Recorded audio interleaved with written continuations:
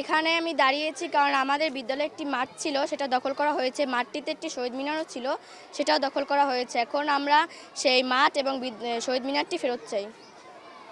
একটি অবৈধ দখলদার গোষ্ঠী কলসকাঠির বিভিন্ন স্থাপনা যেমন কলসকাঠির কেন্দ্রীয় শহীদ মিনার, কলসকাঠি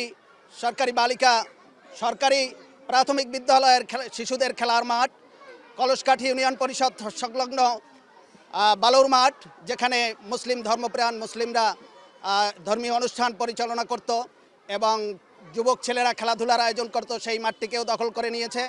এবং যত সরকারি খাস দিঘি বা পুকুর রয়েছে সেগুলো দখল করে নিয়েছে। এরা অবৈধ দাবিদার। আমি এই স্কুলের ছাত্র ছিলাম।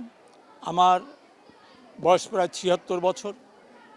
আমাদের সেই থেকে আমরা এই মাঠ ব্যবহার করে আসছি। এখানে আমি ইউনিয়ন পরিষদের চেয়ারম্যান ছিলাম। সেখানের পাশেও একটা পুকুর ছিল, সেটাও ইউনিয়ন পরিষদে বিল্ডিং করার জন্য পার্মানেন্ট বন্দোবস্ত দেওয়া। দক্ষিণ পাশে একটা পুকুর আছে, সেটাও খাস পুকুর, সেটাও গার্লস স্কুল ভোগ দখল করত। এখানে শহীদ মিনার আছে, এখানে বুদ্ধিজীবীদের মিনার আছে।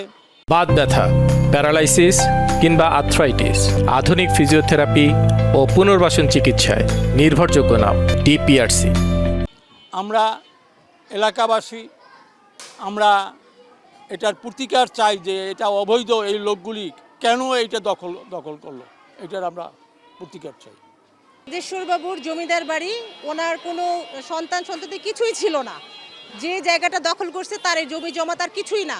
সে কোন শক্তিতে কিসের বলে সে এইখানে স্কুলের খেলার মাঠ, আমাদের বাচ্চারা রাস্তায় চলে আসে, অ্যাক্সিডেন্ট হয়, এখানে সে দখল করে অবৈধভাবে টিন দিয়ে রাখছে, বাচ্চারা খেলতে পারে না স্কুলে। তারপর গাছ স্কুলের মাঠ দখল করছে, পরিষদের মাঠ দখল করছে। আমরা চাচ্ছি আজকে কলসকাঠিবাসী আমরা সবাই একত্রিত হয়েছি যে আমরা প্রশাসনকে জানাতে চাচ্ছি যে তাদের সুদৃষ্টি যেন আমাদের উপরে পড়ে, কলসকাঠিবাসীর উপরে পড়ে, জাস্ট আমাদের বাচ্চারা যাতে ওদের খেলার মাঠটা ফিরে পায়।